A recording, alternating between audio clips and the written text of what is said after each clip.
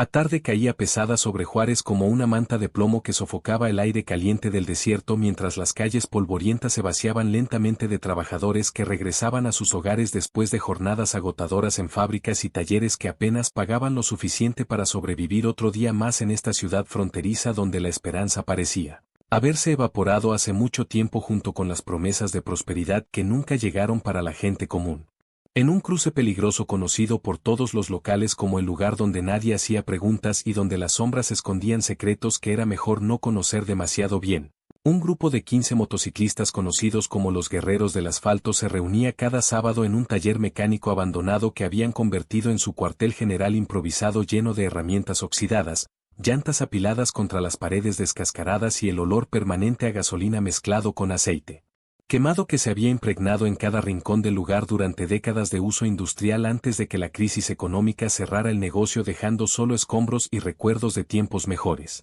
El líder del grupo era un hombre de complexión media llamado Rayo, cuyo apodo venía de su habilidad para tomar decisiones rápidas en situaciones de alta presión y por la cicatriz en forma de relámpago que cruzaba su mejilla izquierda desde el ojo hasta la mandíbula. Recuerdo permanente de un enfrentamiento violento años atrás cuando todavía trabajaba como guardaespaldas privado antes de que una traición lo dejara marcado física y emocionalmente llevándolo a buscar una nueva familia entre quienes compartían su código de honor inquebrantable. A su lado estaba Hierro, una mujer corpulenta de brazos musculosos cubiertos de tatuajes que representaban cada persona que había perdido en su vida incluida su hija pequeña que había muerto en un fuego cruzado entre pandillas cuando tenía apenas 5 años. Tragedia que transformó a esta madre rota en una guerrera implacable dedicada a proteger a los niños vulnerables de la ciudad con una ferocidad que intimidaba incluso a los criminales más endurecidos. El resto del grupo incluía mecánicos, exmilitares, trabajadores desempleados y algunos con pasados turbios que preferían no discutir pero todos unidos por la convicción compartida de que alguien tenía que hacer algo contra la injusticia rampante que consumía las calles mientras las autoridades miraban hacia otro lado o peor aún colaboraban activamente con quienes causaban el sufrimiento.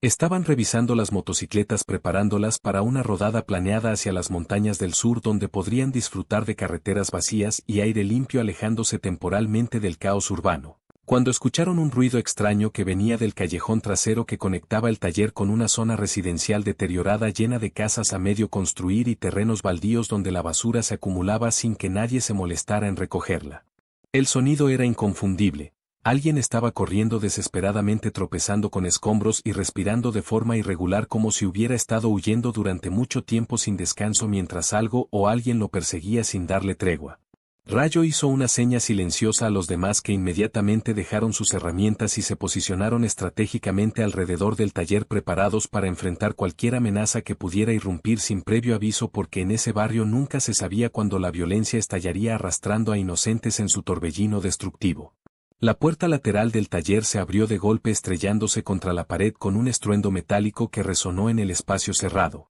Y por ella entró tambaleándose un niño que no podía tener más de 10 años aunque su rostro demacrado y ojos hundidos lo hacían parecer mucho mayor de lo que sus años sugerían como si hubiera vivido varias vidas difíciles condensadas en una década brutal que había robado su infancia dejando solo un cascarón asustado donde debería haber risas y juegos. Su ropa estaba rasgada en varios lugares mostrando rasguños frescos en sus brazos y piernas que sangraban ligeramente manchando la tela sucia. Y en su rostro había moretones de distintos colores que indicaban golpes recibidos en diferentes momentos durante varios días o quizás semanas de abuso sistemático que nadie había detenido a tiempo. Lo más alarmante era su expresión, terror absoluto mezclado con determinación desesperada que solo puede venir de alguien que ha perdido todo excepto un último hilo de esperanza al que se aferra con todas sus fuerzas porque sabe que si lo suelta caerá en un abismo del que no habrá retorno posible. Los 15 motociclistas se quedaron inmóviles por un momento procesando la escena ante ellos mientras el niño colapsaba de rodillas jadeando con dificultad y tosiendo de una manera que sonaba húmeda y preocupante sugiriendo posible daño interno o al menos deshidratación severa combinada con agotamiento extremo. Hierro reaccionó primero moviéndose hacia el pequeño con velocidad sorprendente para alguien de su tamaño. Y se arrodilló frente a él extendiendo una mano grande pero sorprendentemente gentil hacia su hombro sin tocarlo todavía porque sabía por experiencia que los niños traumatizados a menudo reaccionaban mal al contacto físico repentino interpretándolo como amenaza adicional en lugar de ayuda. Habló con voz suave pero firme que había perfeccionado durante años trabajando con menores en situaciones de crisis. un tono que transmitía seguridad sin condescendencia y fuerza sin intimidación, creando un espacio donde el niño pudiera sentirse protegido por primera vez en mucho tiempo. Estás a salvo aquí, nadie va a lastimarte mientras estés con nosotros, te lo prometo, dijo Hierro mientras otros motociclistas formaban un semicírculo protector alrededor del niño, bloqueando cualquier línea de visión desde la puerta por si alguien lo había seguido hasta allí. El pequeño levantó la cabeza revelando ojos color café oscuro brillantes de lágrimas no derramadas que se negaba a soltar, como si llorar fuera admitir derrota ante quienes lo habían lastimado. Y su boca se movió varias veces tratando de formar palabras que se atascaban en su garganta cerrada por el miedo y la urgencia de comunicar algo tremendamente importante antes de que fuera demasiado tarde para hacer cualquier diferencia. Rayo se acercó con pasos medidos y se sentó en el suelo a pocos metros del niño, adoptando una postura no amenazante con las manos visibles sobre sus rodillas, mostrando que no portaba armas ni representaba peligro inmediato. Técnica que había aprendido durante su tiempo trabajando seguridad privada, donde desarmar situaciones tensas con lenguaje corporal apropiado a menudo evitaba escaladas violentas innecesarias. Tómate tu tiempo, estamos escuchando y nadie te va a apurar ni a obligar a hablar si no estás listo. Pero si viniste hasta aquí buscando ayuda, entonces has llegado al lugar correcto, porque ayudar a quien lo necesita es exactamente lo que hacemos. Habló Rayo con una calma que contrastaba dramáticamente con la tensión visible en los músculos de su mandíbula, porque sabía que lo que este niño estaba a punto de contarles probablemente los llevaría a un camino peligroso del que no habría vuelta atrás.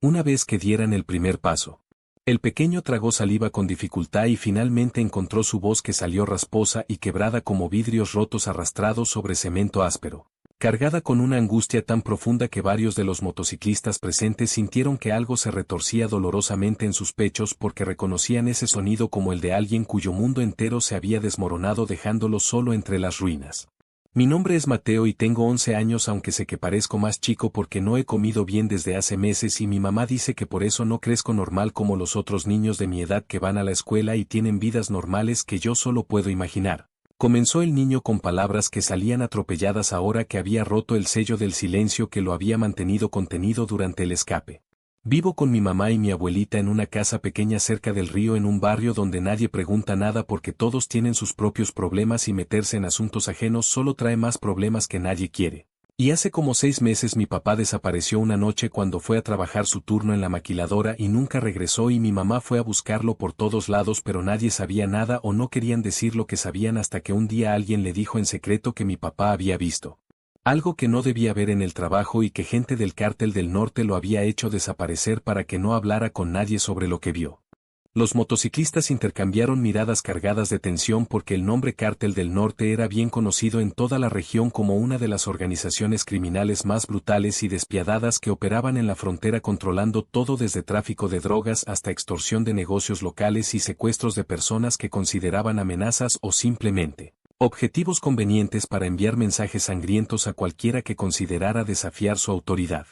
El cártel había convertido Juárez en su territorio personal, donde operaban con impunidad casi total gracias a una red extensa de funcionarios corruptos que recibían pagos regulares a cambio de mirar hacia otro lado cuando camiones llenos de contrabando cruzaban puntos de control sin ser inspeccionados, y cuando cuerpos aparecían en calles vacías con señales de tortura que servían como advertencias públicas. Rayo sintió que la situación se volvía exponencialmente más peligrosa con cada palabra que salía de la boca del niño, pero también sabía que retroceder ahora significaría abandonar a este pequeño a su suerte contra enemigos que no tendrían misericordia alguna con él o su familia una vez que descubrieran que había buscado ayuda externa.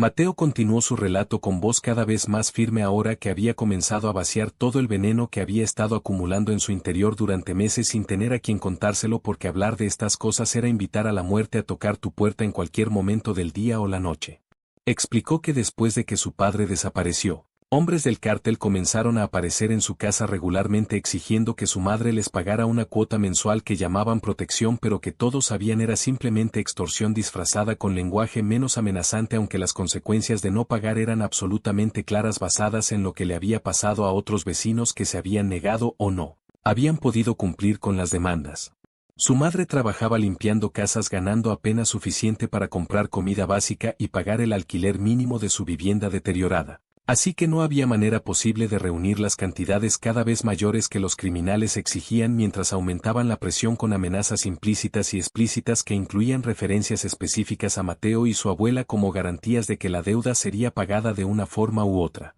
Hace 3 días mi mamá les dijo que no podía seguir pagando porque ya habíamos vendido todo lo que teníamos de valor, incluidas las pocas joyas que mi abuelita guardaba de cuando se casó hace como 50 años y que eran lo único que le quedaba de su esposo muerto. Contó Mateo mientras sus manos temblaban ligeramente al recordar lo que vino después de esa confrontación valiente pero desesperada. Los hombres se enojaron mucho y uno de ellos, que todos llaman el serpiente porque dicen que es venenoso y silencioso cuando mata a la gente que le molesta, agarró a mi mamá del brazo con tanta fuerza que le dejó marcas moradas que todavía tiene y le dijo que si no conseguía el dinero para mañana entonces se la iban a llevar a trabajar para ellos en formas que no explicó, pero que por la manera en que la miraba todos sabíamos que eran cosas horribles que nadie querría hacer voluntariamente. Y después me miró a mí y dijo que yo también podía ser útil para el cártel porque niños de mi edad pueden hacer trabajos que los adultos no pueden, como pasar cosas por lugares pequeños o vender productos en escuelas sin levantar sospechas de la policía, que ya está acostumbrada a ver niños trabajadores por todos lados en esta ciudad.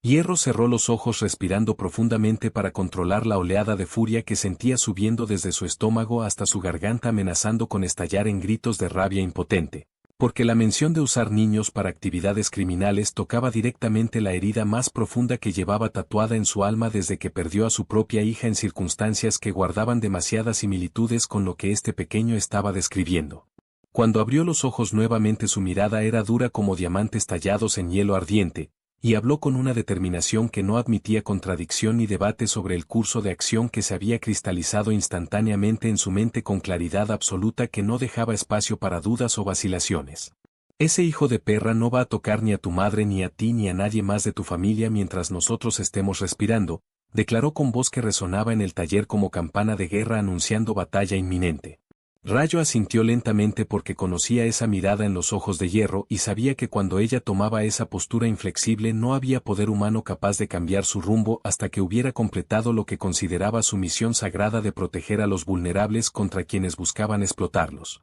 Él también sentía el tirón moral de la situación porque habían formado los guerreros del asfalto específicamente con el propósito declarado de ser un muro entre los depredadores y sus presas en una ciudad donde las autoridades oficiales habían fallado sistemáticamente en cumplir ese rol básico, dejando a la población civil expuesta a peligros constantes sin red de seguridad confiable. El grupo comenzó a discutir opciones mientras Mateo bebía agua de una botella que alguien le había dado y mordisqueaba un sándwich que apareció mágicamente de alguna mochila porque los motociclistas siempre llevaban provisiones básicas para emergencias exactamente como esta. Un hombre mayor llamado Búho, por su habilidad para ver detalles que otros pasaban por alto y su experiencia acumulada durante décadas trabajando como investigador privado antes de retirarse, sugirió que necesitaban información más detallada sobre las operaciones del cártel en ese sector específico de la ciudad, incluyendo cuántos operativos tenían activos, dónde se reunían regularmente, quiénes eran sus contactos en las fuerzas del orden que podrían interferir con cualquier acción directa contra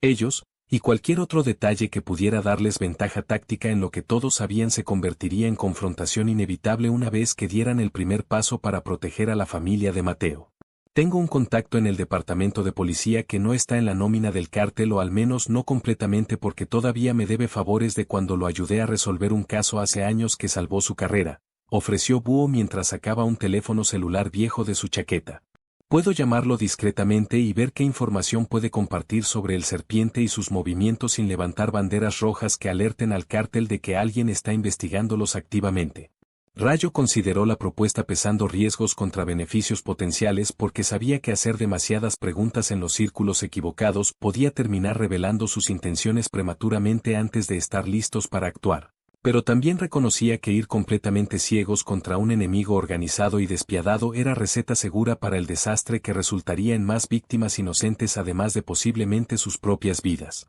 Hazlo, pero sé extremadamente cuidadoso con cómo formulas las preguntas porque no podemos arriesgarnos a que tu contacto mencione casualmente nuestra conversación a la persona equivocada durante la cena familiar o en el vestuario de la estación. Instruyó Rayo mientras caminaba en círculos pequeños organizando mentalmente los pasos necesarios para lo que ya estaba tomando forma como operación de rescate compleja. Mientras tanto vamos a necesitar hacer reconocimiento físico del área donde vive la familia de Mateo para identificar puntos de entrada y salida, posiciones de vigilancia que el cártel pueda tener establecidas, y rutas de escape viables en caso de que las cosas se pongan feas rápidamente y necesitemos sacar a la gente de allí antes de que lleguen refuerzos enemigos. Un motociclista joven llamado Chispa, por su personalidad energética y habilidad para cables eléctricos, se ofreció voluntariamente para esa tarea junto con otros 2 miembros del grupo que conocían bien ese vecindario por haber crecido en zonas cercanas. Mateo observaba todo con asombro creciente porque nunca había imaginado que extraños estarían dispuestos a arriesgarse tanto por su familia sin pedir nada a cambio excepto la satisfacción de hacer lo correcto en un mundo que parecía haber olvidado el significado de esas palabras, reemplazándolas con cinismo y egoísmo que justificaban la indiferencia ante el sufrimiento ajeno.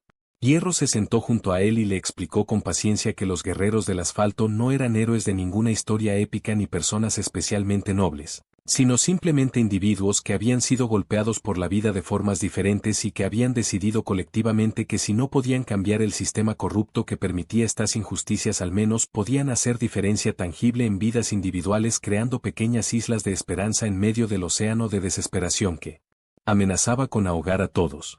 La operación comenzó al día siguiente cuando el sol apenas empezaba a teñir el cielo de tonos naranjas y púrpuras que contrastaban hermosamente con la fealdad de las calles sucias que se extendían en todas direcciones desde el vecindario donde vivía la familia de Mateo. Los 15 motociclistas se dividieron en grupos con tareas específicas coordinadas cuidadosamente para maximizar efectividad mientras minimizaban exposición innecesaria al peligro que representaban tanto el cártel como las autoridades corruptas, que podrían confundir su intervención con actividad criminal rival y responder con fuerza letal sin hacer preguntas primero. Chispa y su equipo de reconocimiento habían pasado la noche anterior mapeando el área, identificando 3 casas abandonadas que el cártel usaba aparentemente como puestos de observación desde donde monitoreaban el vecindario, controlando quién entraba y salía, asegurándose de que nadie recibiera ayuda externa que pudiera desestabilizar su sistema de extorsión bien establecido, que generaba ingresos constantes con relativamente poco esfuerzo comparado con operaciones más arriesgadas como contrabando transfronterizo. El plan era multiparte y requería sincronización precisa porque cualquier error de tiempo podría resultar en que el cártel tuviera oportunidad de responder efectivamente, atrapando a los motociclistas en situación defensiva donde estarían en desventaja numérica y territorial. Primero, Búho y 2 colaboradores crearían distracción en el lado opuesto del barrio, reportando anónimamente a la policía sobre supuesta actividad sospechosa que requeriría investigación inmediata, lo cual forzaría a los vigías del cártel a reposicionarse temporalmente para evitar ser vistos por patrullas oficiales, aunque todos sabían que esas patrullas probablemente solo harían recorrido superficial antes de marcharse sin realmente investigar nada, porque así era como funcionaban las cosas en Juárez, donde líneas entre ley y crimen se habían difuminado tanto que a veces era imposible distinguir quién trabajaba para quién. Durante esa ventana de confusión limitada, Rayo, Hierro y 8 motociclistas más irían directamente a la casa de Mateo para evacuar a su madre y abuela, llevándolas al lugar seguro que habían preparado con anticipación en otra parte de la ciudad, donde contactos confiables las esconderían mientras se resolvía la situación con el cártel de manera más permanente. Cuando llegó el momento, todo se ejecutó con precisión militar que reflejaba el entrenamiento variado de los miembros del grupo, que incluía exsoldados, guardias de seguridad profesionales y algunos que habían aprendido tácticas a través de experiencias menos legales en sus vidas pasadas antes de encontrar redención relativa entre los guerreros del asfalto. La distracción funcionó perfectamente, atrayendo atención donde querían mientras Rayo tocaba la puerta de la casa de Mateo con el código específico que el niño les había enseñado para que su madre supiera que eran amigos y no amenaza adicional, porque en ese vecindario nadie abría puertas sin estar absolutamente seguro de quién estaba del otro lado después de demasiados incidentes donde criminales se hacían pasar por vendedores o funcionarios gubernamentales para ganar entrada forzada a hogares vulnerables. La madre de Mateo, mujer delgada de 30 y tantos años con rostro marcado prematuramente por preocupación constante y trabajo agotador, abrió con manos temblorosas y ojos que mostraban tanto alivio como terror cuando vio a su hijo acompañado por estos extraños que afirmaban querer ayudar. No tenemos mucho tiempo, así que necesito que confíen en nosotros y vengan ahora sin hacer preguntas, porque las respuestas pueden esperar hasta que estén en lugar donde el cártel no puede encontrarlas fácilmente, dijo Rayo con urgencia controlada mientras Hierro ya estaba ayudando a la abuela anciana que se movía lentamente apoyada en bastón improvisado hecho de palo de escoba.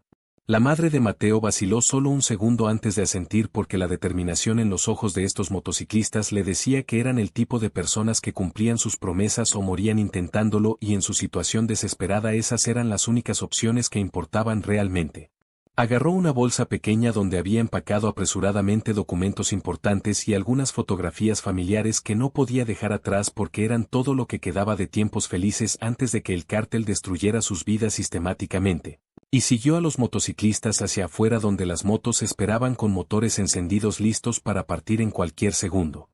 La evacuación estaba casi completa cuando apareció el serpiente acompañado de 4 hombres armados que habían notado el movimiento inusual y venían a investigar qué estaba perturbando su operación de extorsión rutinaria. El hombre era exactamente como Mateo lo había descrito: delgado, de movimientos fluidos y ojos fríos que evaluaban situaciones calculando constantemente ventajas y debilidades que podía explotar sin remordimiento moral que limitara sus acciones. Su mano se movió hacia la pistola que llevaba en la cintura pero se detuvo cuando vio que estaba rodeado por 15 motociclistas que habían formado círculo defensivo alrededor de la familia bloqueando cualquier línea de tiro clara que pudiera usar sin arriesgarse a recibir respuesta inmediata y masiva que lo dejaría muerto en la calle antes de poder siquiera gritar pidiendo refuerzos que de todas formas tardarían minutos en llegar, tiempo más que suficiente para que los motociclistas desaparecieran en el laberinto urbano que conocían íntimamente después de años recorriéndolo. Están cometiendo error muy grande metiéndose en asuntos del cártel del norte porque nosotros no perdonamos insultos y esta familia nos debe dinero que vamos a cobrar de una forma u otra incluso si tenemos que perseguirlos hasta el fin del mundo.